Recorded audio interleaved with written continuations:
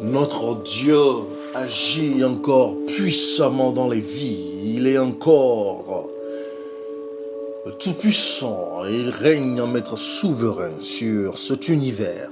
C'est pour cela que nous proclamons qu'il n'y a point de Dieu comme lui, qu'il est roi des rois, qu'il est seigneur des seigneurs, et que nous nous agenouillons devant sa face pour contempler sa grandeur et sa majesté, pour puiser de lui source de force, source de courage, source d'espérance, source de puissance, source de délivrance, source de protection, source de provision, source de salut, source de pardon, source de miracle, pour avoir une vie selon son dessein.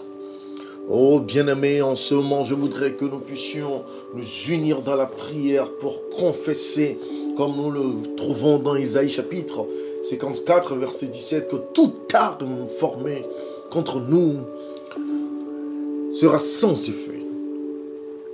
Et que toute langue qui s'élèvera contre nous en jugement, oui, sera condamnée. Oui, réclamons cette promesse de la part du Seigneur, car nous n'avons pas à lutter contre la chair et le sang, comme nous le dit Paul dans Éphésiens chapitre 6. Mais nous luttons contre les autorités, contre les principautés. Oui, nous luttons en effet contre les esprits méchants, contre les dominations, contre les princes de ce monde de ténèbres, contre les esprits méchants dans les lieux célestes. C'est pourquoi nous plaidons avec le Seigneur afin qu'il nous donne toutes ces armes, afin que nous puissions résister dans le mauvais jour et tenir ferme après avoir tout surmonté. Oh oui, nous prions afin de tenir ferme et d'avoir à nos reins la vérité pour ceinture, de nous revêtir de sa cuirasse de justice, de mettre pour chaussure à nos pieds le zèle que donne l'évangile de paix, de prendre par-dessus tout cela le bouclier de la foi avec lequel nous éteignons tous les traits enflammés du malin. Nous prenons aussi le casque du salut et l'épée de l'esprit qui est la parole de Dieu.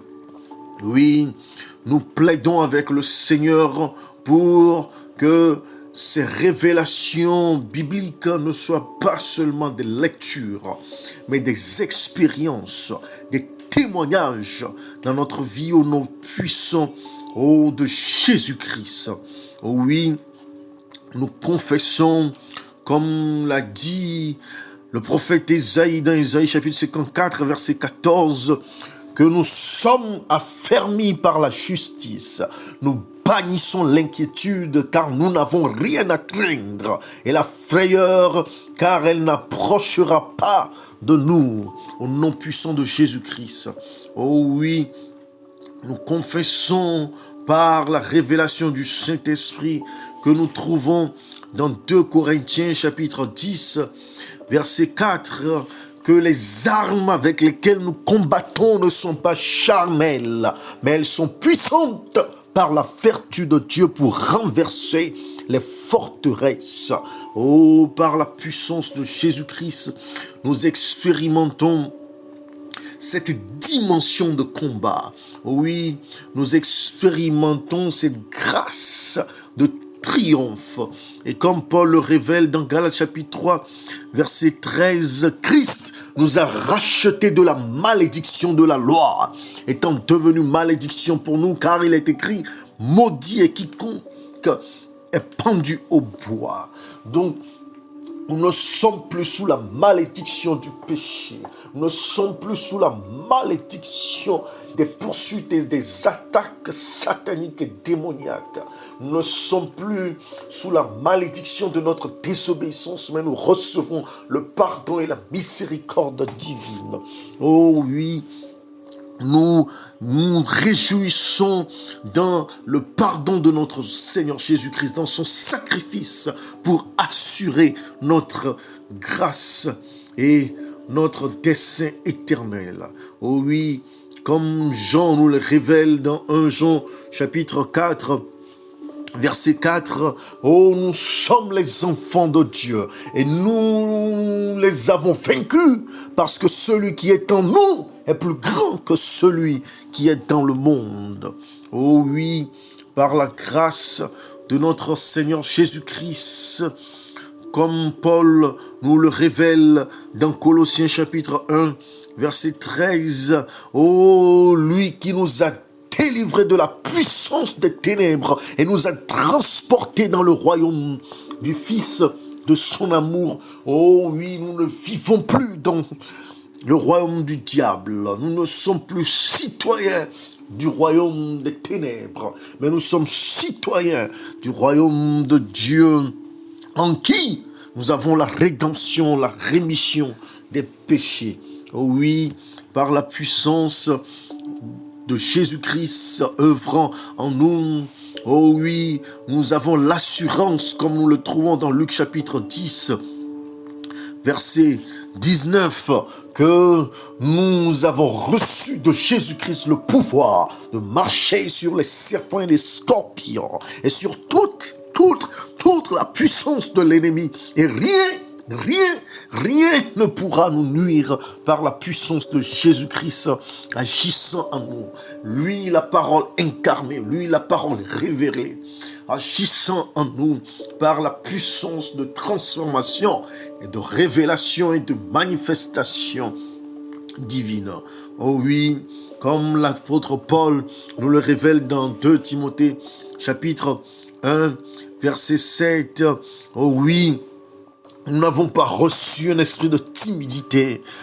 Non, ce n'est pas ce que Dieu nous a donné, mais nous avons reçu de la part de Dieu un esprit de force, un esprit d'amour, un esprit de sagesse.